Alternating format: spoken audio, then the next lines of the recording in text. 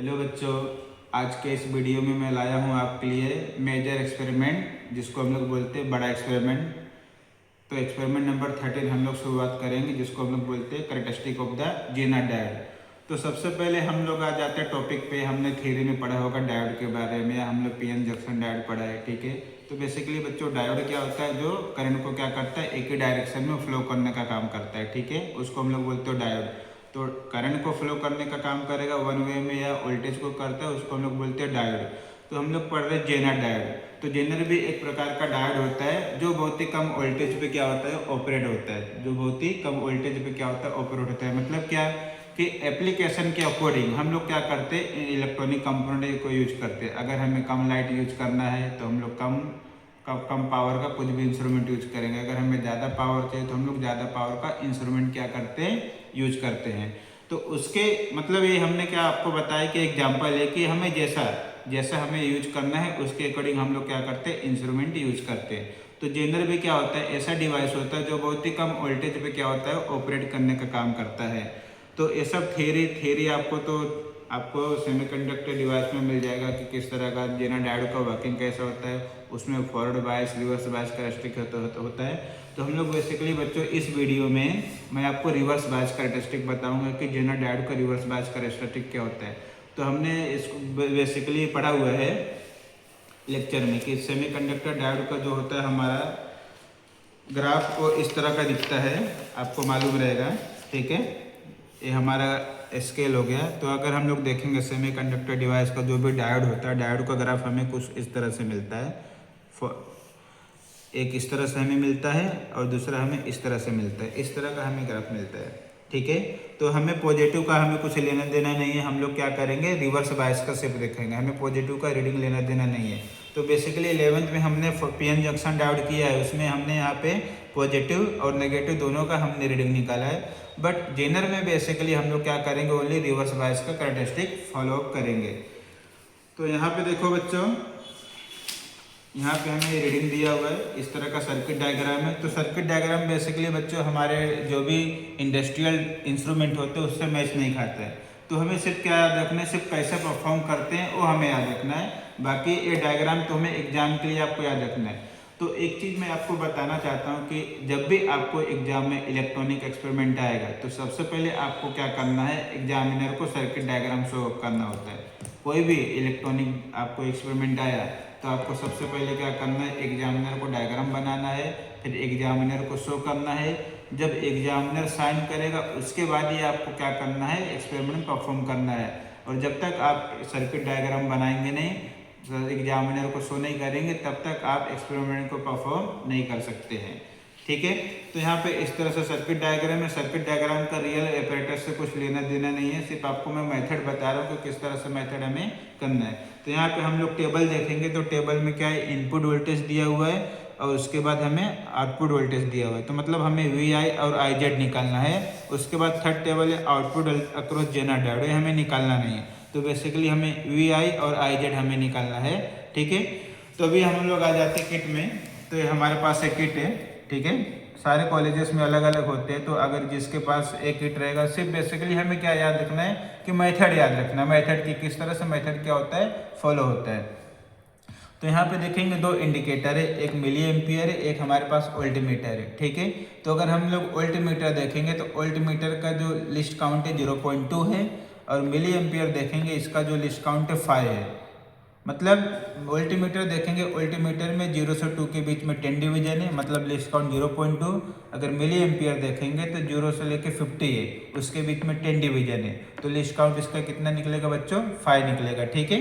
तो आपको list count से याद रखना है, वोल्टमीटर का 0.2 है और मिली एम्पियर का कितना है, 5 डिवीजन है, मतलब 5 है, ठीक है। अभी हमें क्या करना है, मैक्सिमम हमें 10 रीडिंग लेना है। तो हम क्या करेंगे, सबसे पहले चेक करेंगे कि जो भी हमारा जेनर डायोड हो उसका ब्रेकडाउन वोल्टेज क्या होता है। जेनर डायोड का ब्रेकडाउन वोल्टेज क्या होता है, सबसे पहले हम लोग क्या करेंगे वो चेक करेंगे। उसके अकॉर्डिंग हम लोग क्या करेंगे, रीडिंग को आगे प्रोसीड कर सकते हैं। तो हम क्या करेंगे, रिहोस्टेट की मदद से इसको वेरी करेंगे और देखेंगे कि कहाँ के बाद हमें करंट नहीं मिलता है, कहाँ के बाद हमें करंट क्या मिलता है, आउट ऑफ डिफ्लेक्शन मिल जा रहा है। तो यहाँ पे देखो 4.2 वोल्टेज अगर हम लोग देखेंगे 4.4 या 4.2 के आसपास यहाँ पे हमें करंट आउट ऑफ स्केल दिखाई दे रहा है। ठीक है, मतलब ये जो हमें जेनर डायोड है, मतलब 4.4 के आगे हमें रीडिंग नहीं दे सकता है।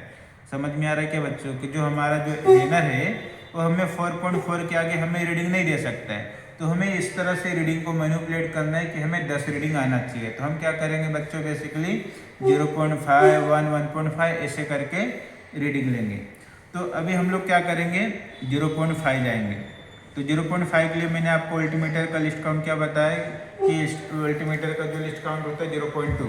तो 0.5 मुझे वेरी करने के लिए कितना डिवीजन जाना पड़ेगा बच्चों, 2 या 3 के बीच में। ठीक है, तो सबसे पहले हम लोग रीडिंग लिख लेते हैं।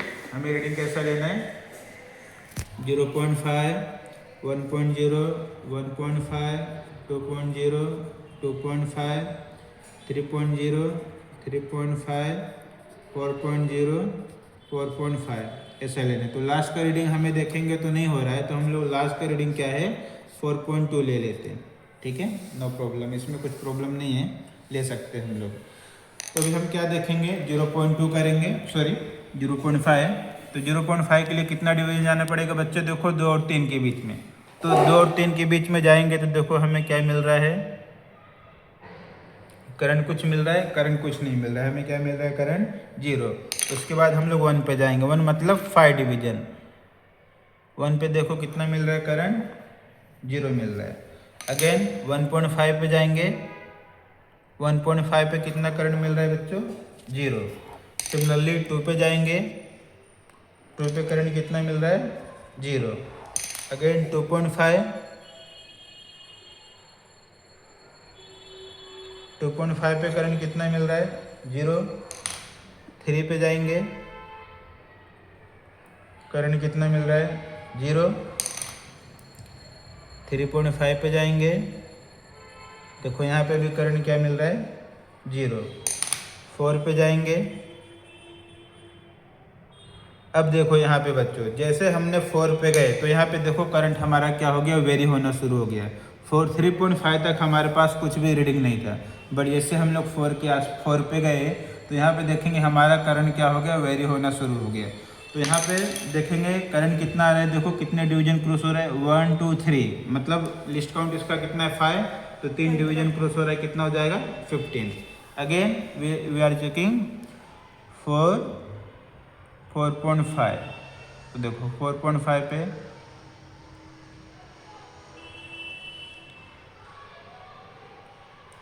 4.5 पे कितना आ रहा है, देखो 125, कितना हो जाएगा, 125, सॉरी 1.2, 125। तो यहाँ पर हमने क्या लिया, 4.5। Again we are taking 5। तो 5 पे हम लोग देखेंगे, 5 मतलब कहाँ आएगा बच्चों, देखो यहाँ पे। तो देखो 4.5 के बाद हमें कुछ भी रीडिंग नहीं शो हो रहा। 4.5 के बाद हमें डायरेक्ट देखो करंट में 4.5 के मतलब आफ्टर 4.5 हमें जो भी करंट मिल रहा है वो आउट ऑफ रिफ्लेक्शन मिल रहा है। तो this condition is called as a breakdown voltage. मतलब 4.5 पे अगर हम देखेंगे तो हमें मैक्सिमम रीडिंग मिल रहा है, उसके बाद हमें कुछ भी नहीं मिल रहा है। तो this is called as a breakdown condition, या हम लोग इसी को कहते हैं ब्रेकडाउन वोल्टेज। तो ब्रेकडाउन वोल्टेज क्या होता है, आप लोग को इसके लिए सेमीकंडक्टर डिवाइस पढ़ना पड़ेगा। ब्रेकडाउन वोल्टेज मतलब डिवाइस का किसी भी डिवाइस का मतलब जेनर डायोड का डिवाइस का वो सिचुएशन होता है जहाँ पे करंट क्या हो जाता है, कांस्टेंट हो जाता है, जहाँ पे करंट आउट ऑफ स्केल चला जाता है, या उसको हम लोग बोलते हैं कांस्टेंट।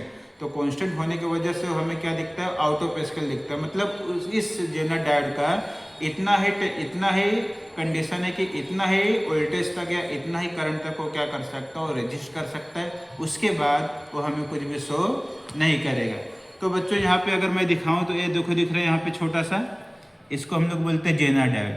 ये जो छोटा सा चीज़ दिख रहा है इसको हम लोग बोलते हैं जेनर, ठीक है, इसको बोलते हैं जेनर डायोड। तो जो भी इलेक्ट्रॉनिक डिवाइसेस होते हैं उनका जो ब्रेकडाउन वोल्टेज होता है बहुत ही कम होता है, मतलब ये बहुत ही कम वोल्टेज पे ऑपरेट होते हैं, इसलिए इनका ब्रेकडाउन वोल्टेज क्या होता है, बहुत कम होता है।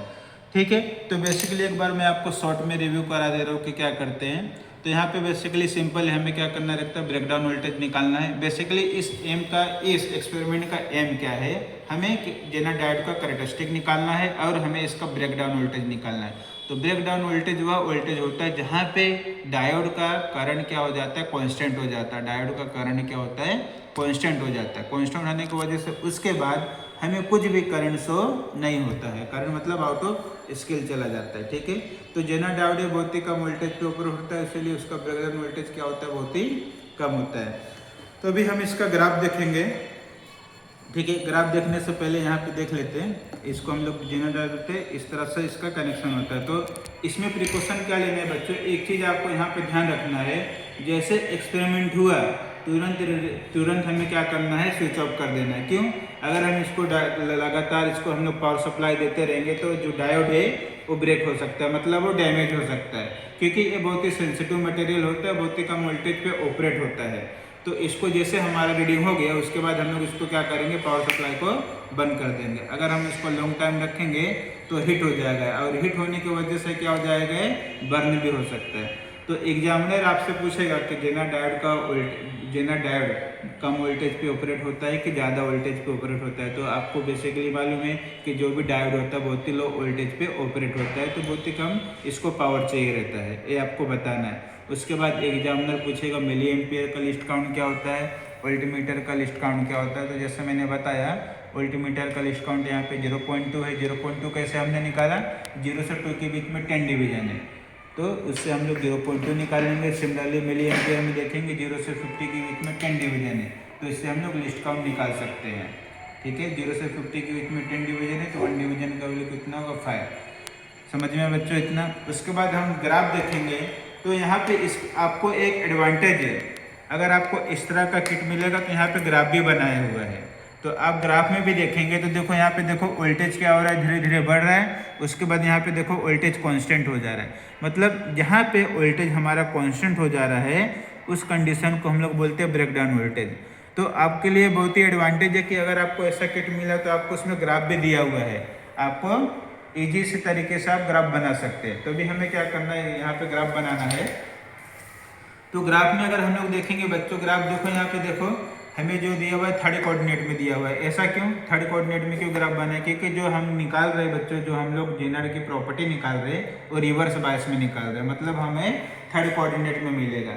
अगर फॉरवर्ड बायस होता है तो हमें फर्स्ट कोऑर्डिनेट में मिलता है, रिवर्स बायस है इसीलिए हम लोग थर्ड कोऑर्डिनेट में बना रहे हैं। देखो मैंने आपको ग्राफ भी बना के बताया था कि हमने डायोड का कैरेक्टरिस्टिक पढ़ा है, वीआई कैरेक्टरिस्टिक डायोड का, ठीक है। वीआई में हमने देखा जो वीआई होता है फॉरवर्ड में क्या होता है, इस तरह से होता है, जो रिवर्स में होता है इस तरह से होता है। तो फॉरवर्ड में जो होता है बच्चों जेनर का ब्रेक डाउन वोल्टेज मतलब ज़्यादा होता है, बट रिवर्स के लिए मिनिमम इतना होता है, मतलब मिनिमम इतना ही वो क्या करेगा, रिवर्स करेगा, उसके बाद वो ब्रेक डाउन चला जाएगा। और मैक्सिमम वो कितना भी चल सकता है, बट मिनिमम उसका एक कंडीशन है कि इतना ही वो क्या करेगा, वोल्टेज वो ले सकता है। तो अभी हम लोग ग्राफ बनाएंगे। ग्राफ पे हमें क्या लेना है, देखो हैंडबुक में दिया हुआ है। ग्राफ में हमें वाई एक्सिस पे आई लेना है और एक्स एक्सिस पे हमें वोल्टेज लेना है। तो वाई एक्सिस पे हमें आई लेना है,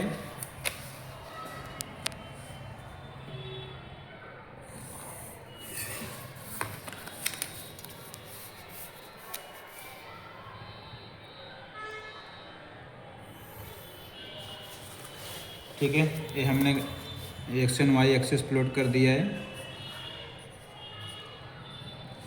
ठीक है। हमें इस पे आई बनाना है। आई अगर हम लोग देखेंगे बच्चे, देखो कहाँ है मिनिमम आई का, अगर हम लोग रीडिंग देखेंगे तो हमें क्या मिल रहा है, 00059 125। तो हम लोग क्या करते हैं बच्चों, इस तरह से स्केल लेंगे, ठीक है। 5 का लेंगे तो आउट ऑफ पेज चला जाएगा, तो हम लोग क्या करते हैं 10 का लेते हैं, ठीक है। तो आपको मैं मेथड बता रहा हूँ, सिर्फ छोटा सा कर लेते हैं हम लोग, 20 10 का ले लेते हैं। 10 20 30 40 50 60 70 80 90 100 110 120 125 130, ये हमने ले लिया। सिमिलरली हम लोग क्या करेंगे, सॉरी यहाँ पे गलत हो गया, हमें वाई एक्सिस पे लेना है, सॉरी हमें वाई एक्सिस पे लेना है। 10 20 30 40 50 60 70 80 90 100 110 120 130, 140 हमने ले लिया। सिमिलरली हमें वोल्टेज देखते हैं, तो वोल्टेज देखो हमारा 5 तक है, तो हम लोग लेते 0.5, 1, 1.5, 2, 2.5, 3, 3.5, 4, 4.5 एंड 5, ये हमने ले लिया। ठीक है, अभी हमें क्या करना है, वैल्यू प्लॉट करना है। तो अभी हम देखेंगे जो हमारा मिनिमम रीडिंग है कहाँ से स्टार्ट हो रहा है, 4.0, 4.0 यहाँ पे है। 4.0 पे देखो कितना रीडिंग आ रहा है, 15, तो 15 कहाँ आएगा, यहाँ पे कहीं आएगा, देखो यहाँ पे कहीं आएगा 15, ये हो गया एक पॉइंट। ठीक है, तो जो पॉइंट बच्चों जीरो है वो हमें दिखाने की ज़रूरत नहीं है, वो तो एक्सिस पे ही रहेगा, तो जीरो जो पॉइंट है हमें यहाँ पे दिखाने की ज़रूरत नहीं है। उसके बाद है 4.5, तो देखो 4.5 पे कितना आ रहा है करंट, 125, मतलब पहले देखो 4.0 पे 15 था, उसके बाद 4.5 पे 125, मतलब इतना ज़्यादा गैप हो गया। तो जो 4.0 है इसको हम लोग बोलते हैं बच्चों क्या, ब्रेकडाउन वोल्टेज, क्या बोलते हैं, ब्रेकडाउन वोल्टेज। उसके बाद हम लोग 4.5 प्लॉट कर लेते हैं। पहले 4.5 कहाँ आ रहा है, देखो 4.5, 125, तो 4.5, 125 देखो यहाँ पे कहीं आ रहा है। ठीक है, तो ग्राफ का नेचर कुछ ऐसा बनेगा। ठीक है, हम लोग इसको 0, 0 ले लेते, ये सब 0, 0 था हमारा रीडिंग, तो एक्सिस पे ही आएगा, तो ग्राफ का नेचर कुछ ऐसा आएगा। ठीक है, उसके बाद ये देखो फ्री हैंड इसको बनाना है। ठीक है, ये ग्राफ को हमें फ्री हैंड बनाना है। तो जो ए हमारा रीडिंग है बच्चों, this is called as a breakdown voltage. इसके बाद देखो 125 के बाद हमें कुछ भी रीडिंग दिखा, तो 125 हमें कितने वोल्टेज पे मिला बच्चों, देखो 4.5 पे, समझ में आ रहा है। देखो 125 हमें किस पे, कौन से हमें वोल्टेज पे मिला, 4.5 पे। तो ये जो हमारा होगा इसको हम लोग क्या बनाएंगे, ऐसा डॉटेड डॉटेड बना लेंगे, डॉटेड। ठीक है, इसको थोड़ा करेक्शन कर लेते हैं अच्छे से। ठीक है, बहुत बच्चे बोलेंगे सर ये क्या बना रहे, तो इसको हम लोग क्या बनाएंगे सर, फ्री हैंड बनाएंगे। ठीक है, तो ये जो हमारा है ए रीडिंग, इसी को हम लोग बोलते हैं ब्रेकडाउन वोल्टेज। क्या बोलते हैं, ब्रेकडाउन वोल्टेज। तो यहाँ पे हम क्या देख रहे हैं, जो हमारा जहाँ से हमें रीडिंग कांस्टेंट मिल रहा है इसी को हम लोग क्या बोलते हैं, ब्रेकडाउन वोल्टेज। तो देखो 4.5 पे हमें क्या मिल रहा है, कांस्टेंट। तो अभी हमें क्या करना है, ये रिजल्ट लिखना है। तो breakdown voltage of general doubt क्या आएगा बच्चों, यहाँ पे 4.5। ठीक है, क्योंकि हमारे यहाँ से रीडिंग देखो, यहाँ से रीडिंग हमारा क्या हो गया, कांस्टेंट हो गया। इसके बाद हमें कोई रीडिंग मिला नहीं मिला, तो इसी को हम लोग क्या बोलते हैं, ब्रेकडाउन वोल्टेज। फाइनली एक बात मैं आपको यहाँ पे बताना चाह रहा हूँ कि इसमें स्केल लिखना पड़ेगा। ठीक है, स्केल लिखने के लिए क्या कंडीशन होता है आपको मालूम होगा कि हमने क्या लिया, एक्स एक्सिस पे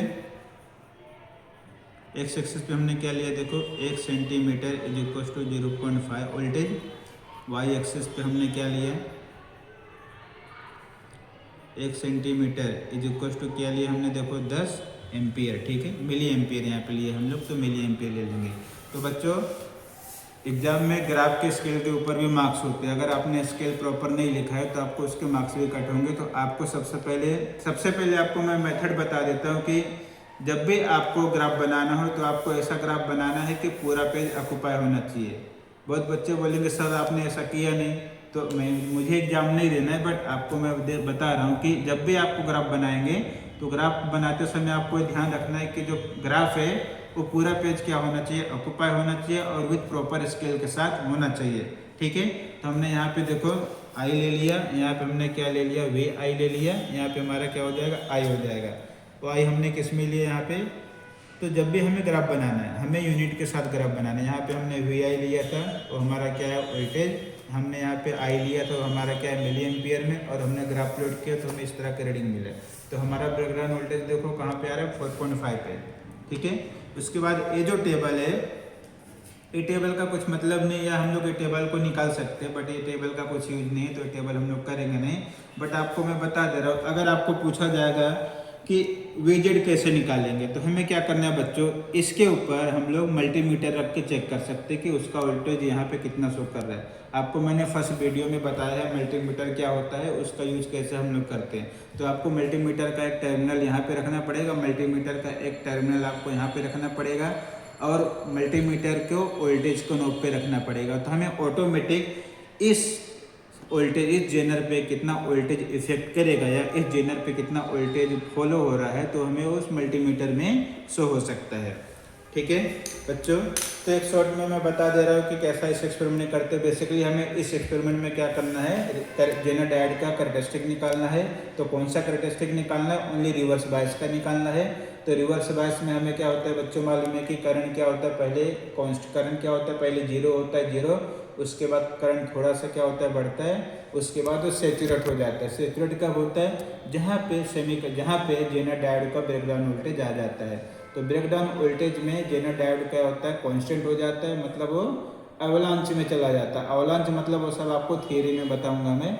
तो बेसिकली सिर्फ इतना याद रखना है कि ब्रेकडाउन वोल्टेज के बाद हमें जेनर डायोड में कोई करंट मिलता नहीं है। तो एग्जामिनर आपसे पूछेगा ब्रेकडाउन वोल्टेज क्या होता है, तो ब्रेकडाउन वोल्टेज हुआ वोल्टेज होता है जहाँ पे करंट क्या हो जाता है बच्चों, कांस्टेंट हो जाता है, उसके बाद हमें कुछ भी करंट मिलता नहीं है। तो सेमीकंडक्टर जो जेनर डायोड है, इस डिवाइस का एक प्रॉपर्टी है कि इतना ही करंट तक वो क्या करेगा, वो फॉलो करेगा, उसके बाद उसको क्या कर देगा, वो ब्रेक डाउन में चला जाएगा, मतलब वो लिमिट के बाहर चला जाएगा।